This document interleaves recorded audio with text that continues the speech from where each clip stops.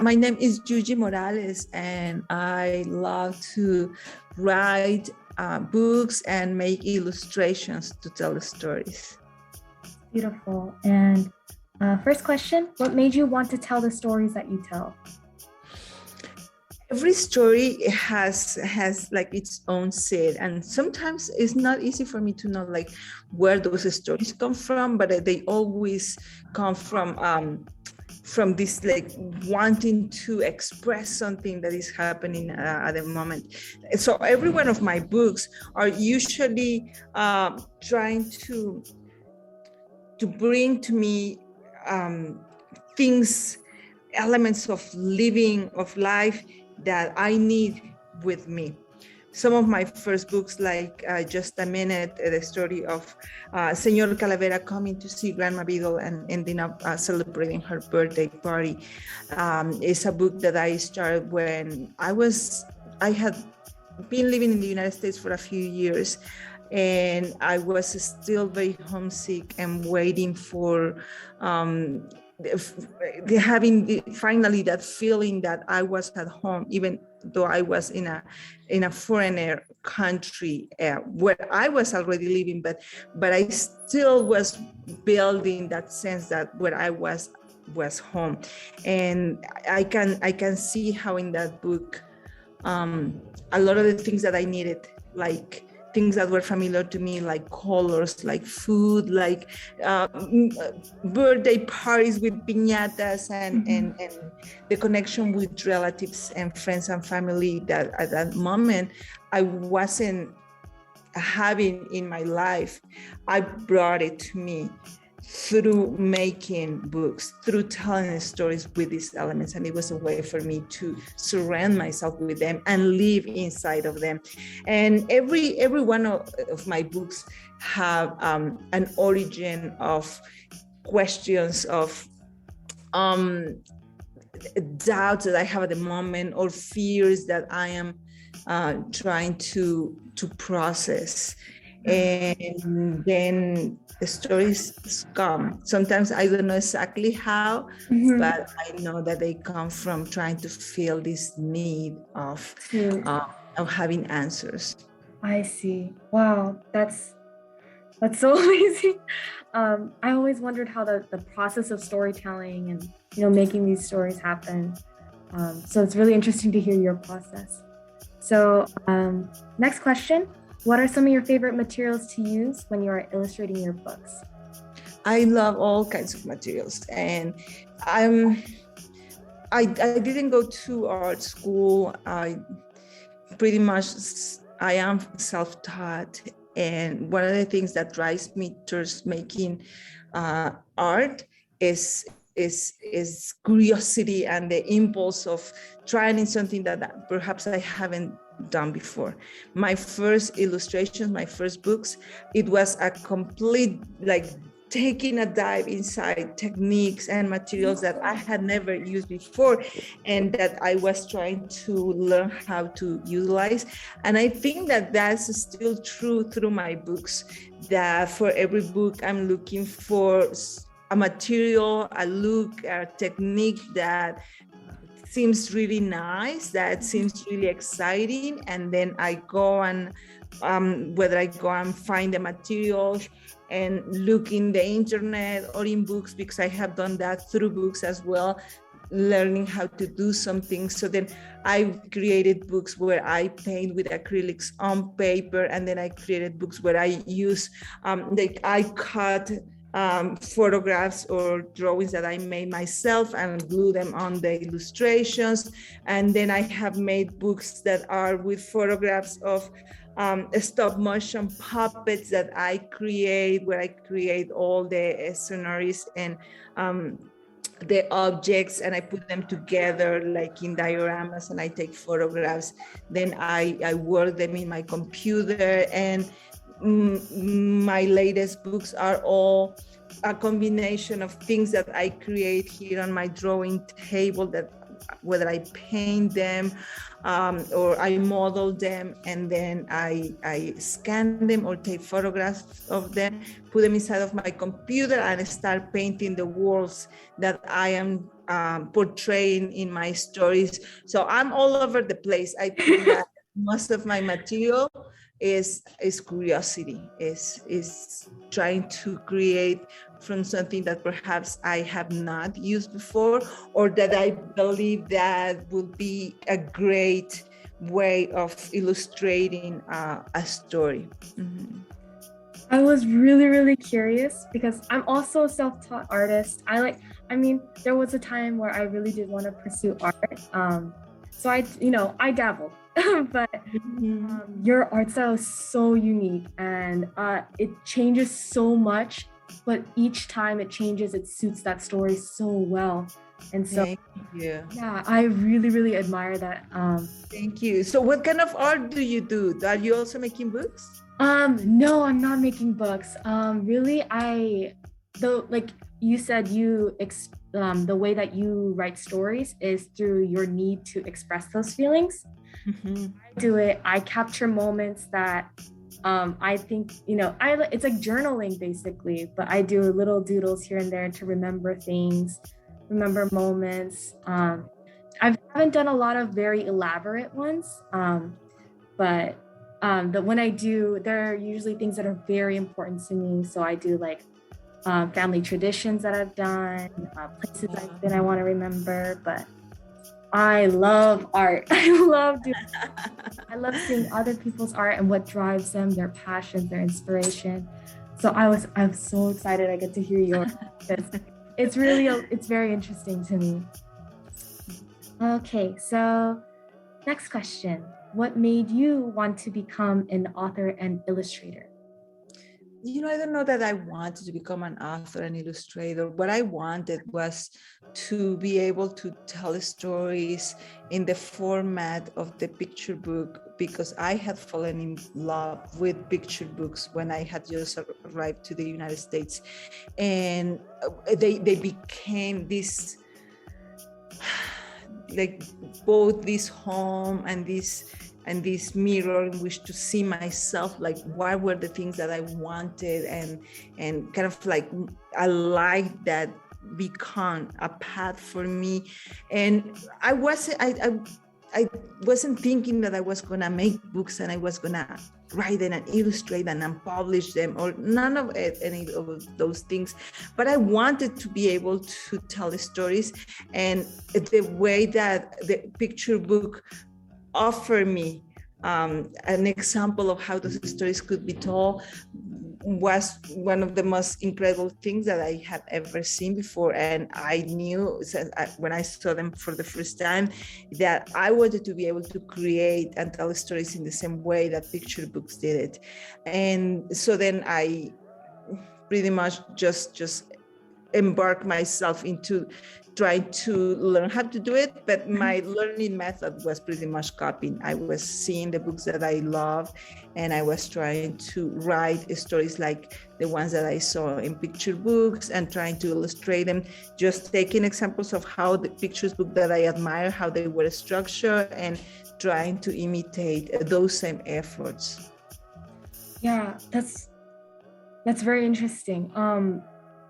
Because I always wondered how the structures of books were even like specifically picture books, because storytelling has to happen in this like a few pages. So it's so amazing. I also wanted, it's always super interesting to hear how people become an illustrator or an author, because for many people it kind of ends up that way, or it's like a lifelong dream.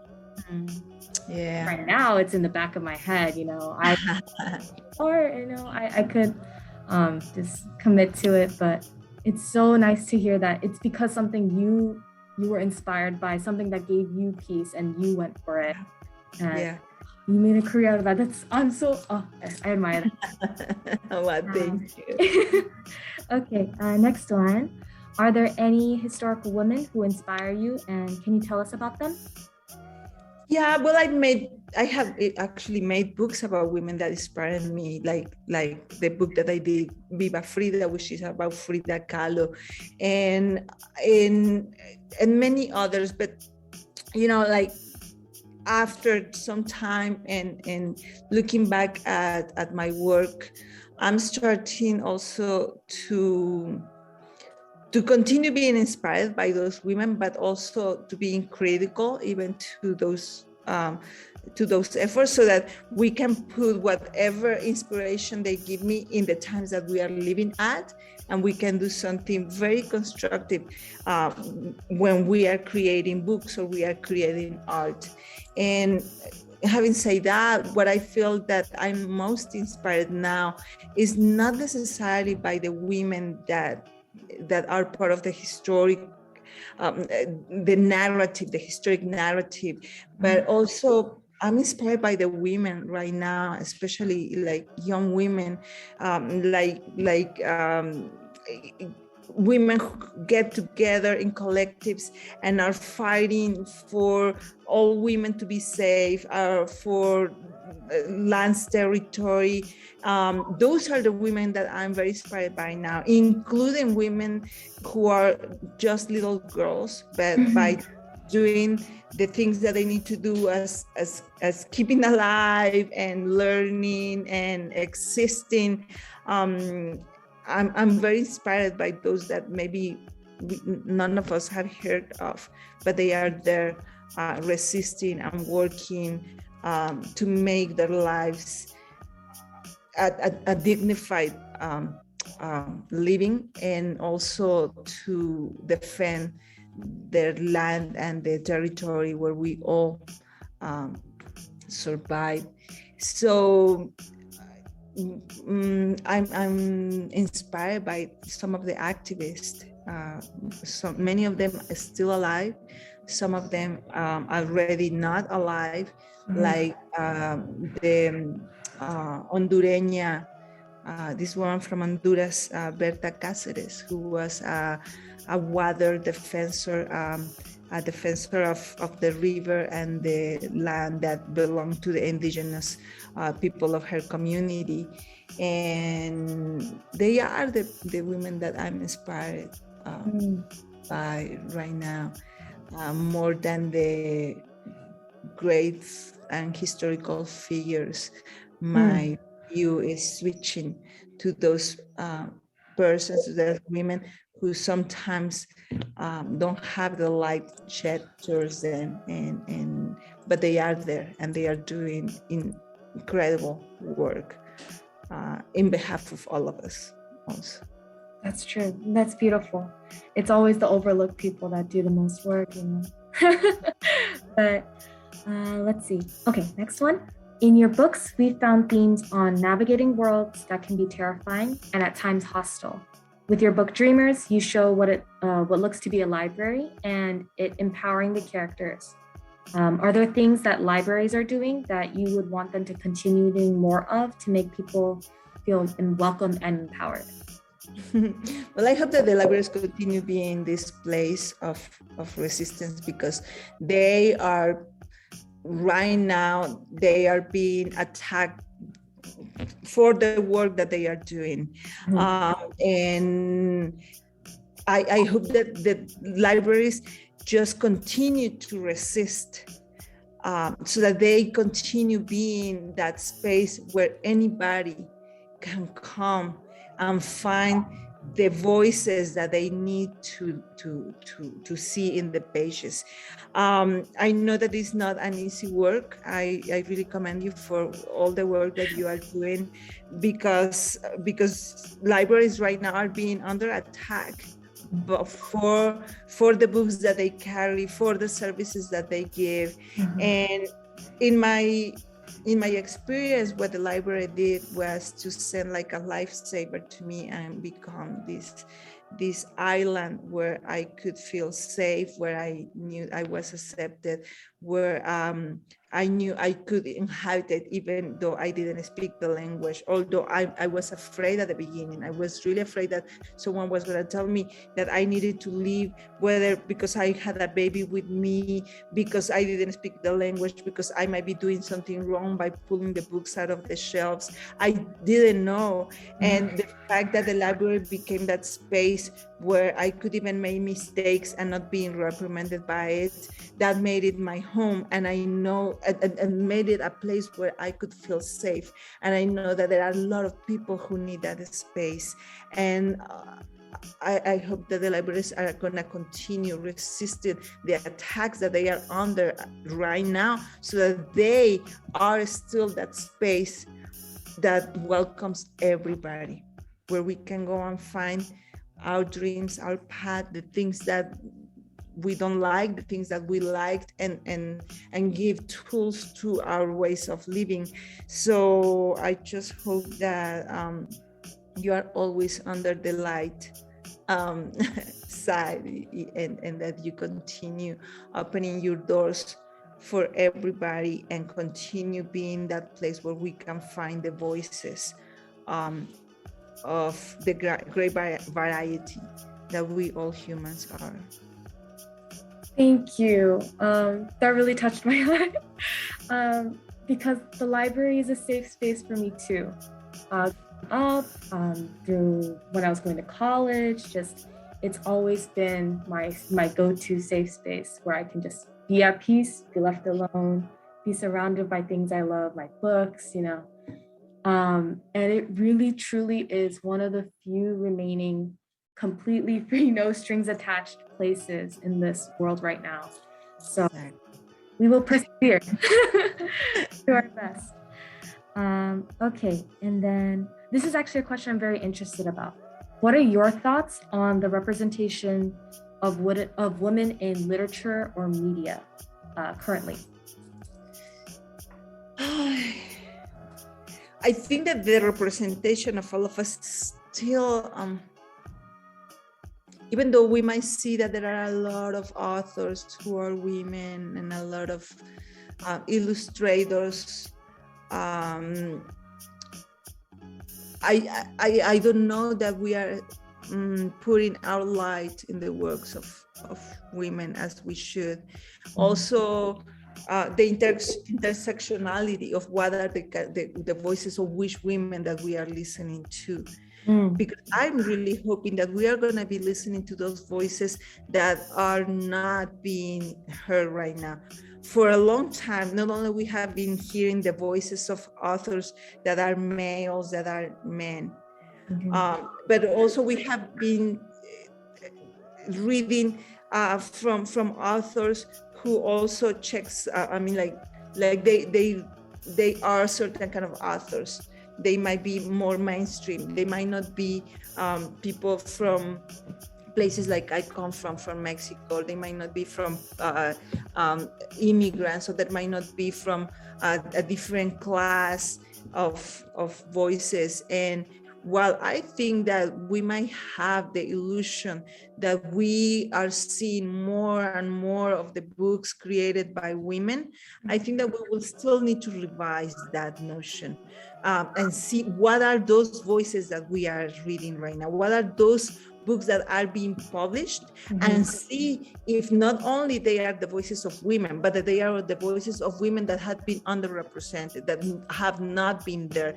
It's not enough that we open up and we say, oh, look at all these women that we are reading. There are so many of them, but are they really voices of different experiences, or are the same that we have been listening for always?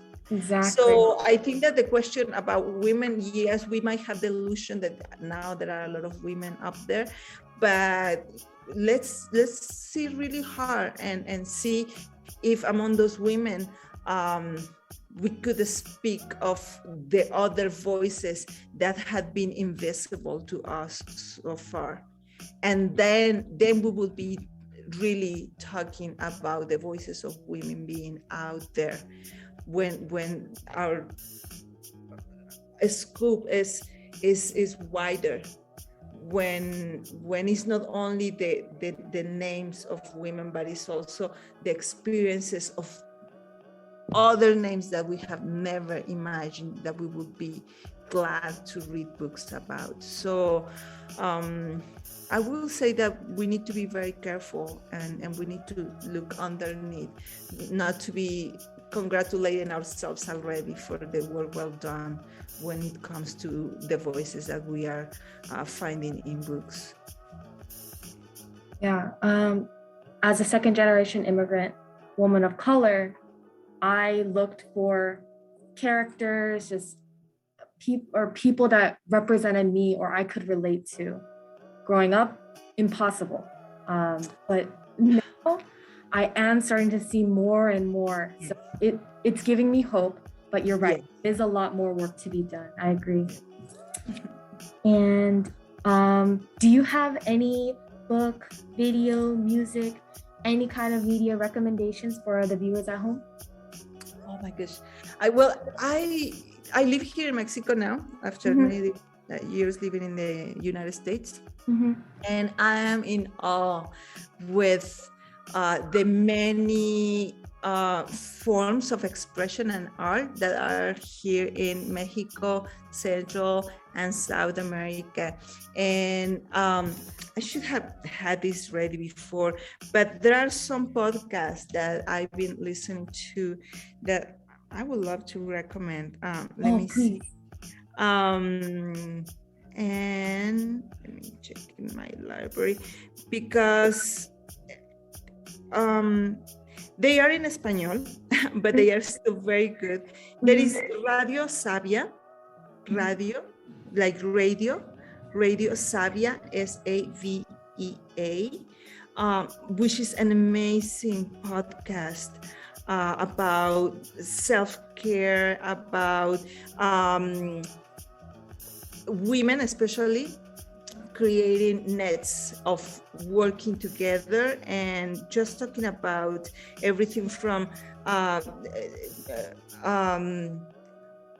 I'm forgetting the words in English, but like women who receive children during childbirth, and all the knowledge that we women have accumulated through the years, and that most of the time we are not living with anymore. They talk about practicing self-care, but also the care with others among women. I love that Radio Savia is one of the best podcasts that I've been listening to.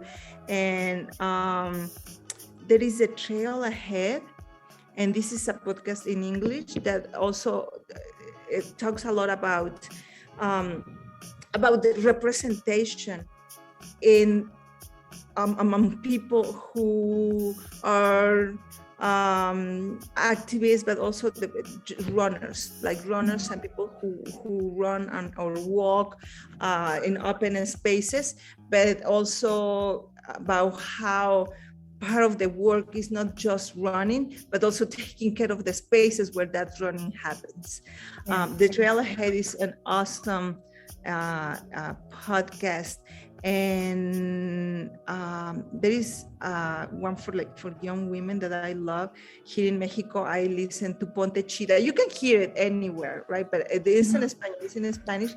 Ponte Chida is a couple of girls, of women, who talk about everything that has to do with feminism and has to do with how we take care of each other while living in places like this, while living in Mexico, where there are women who are disappearing every day, where there is still a gap between how men are, how much money they earned at work, and how much money women earn at work.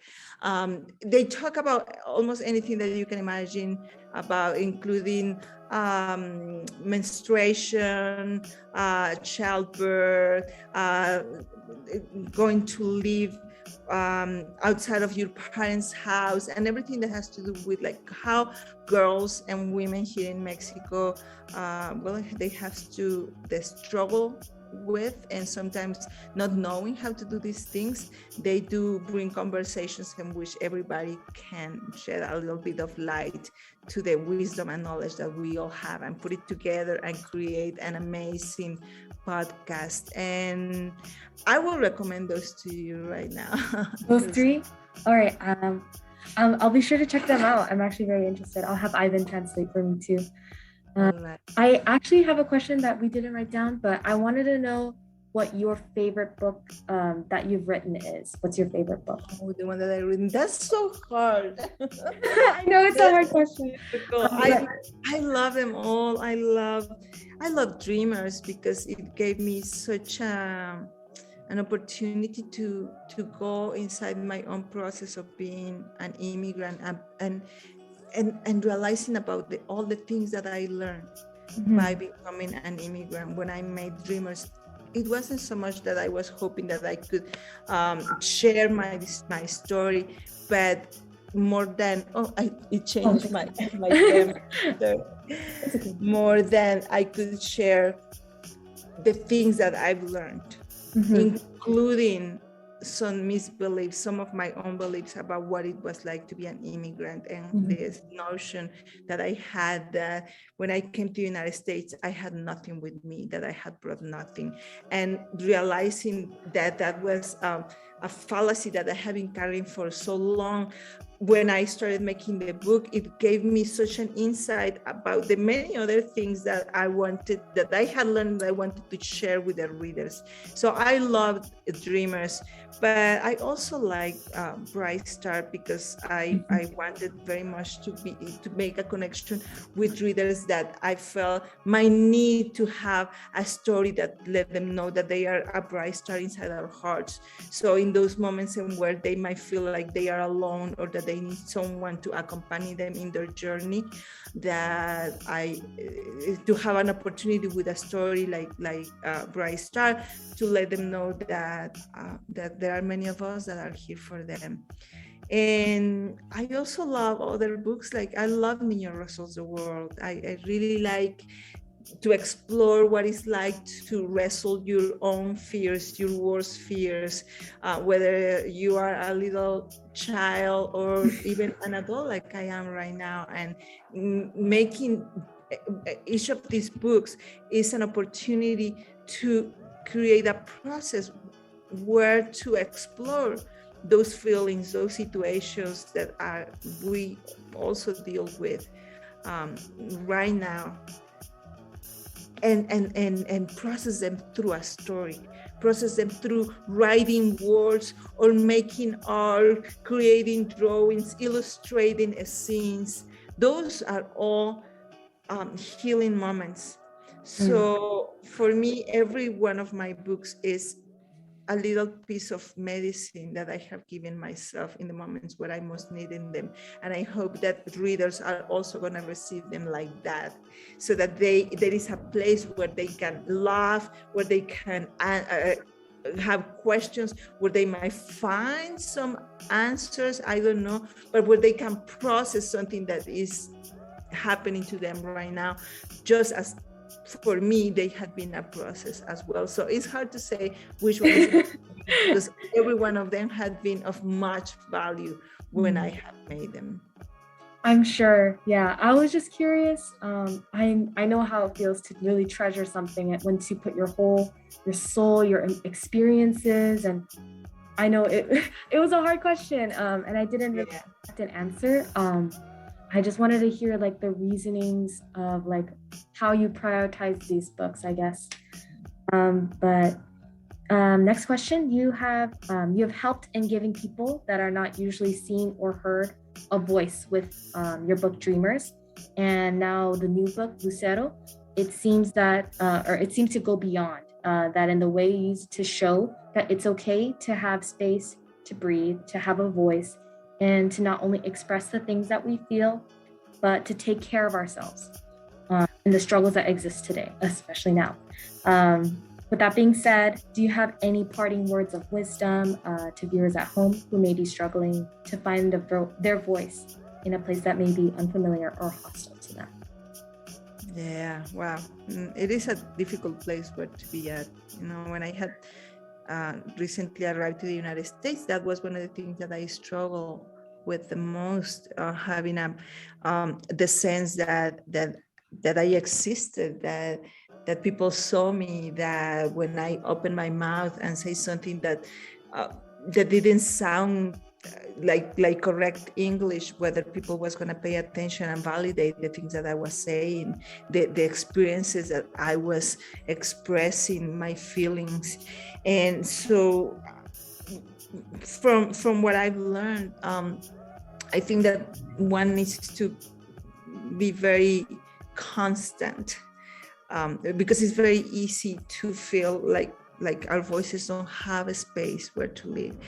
And sometimes it's, unfortunately, this world is not a place where it gives us the space to do that. So we are going to have to search for those spaces.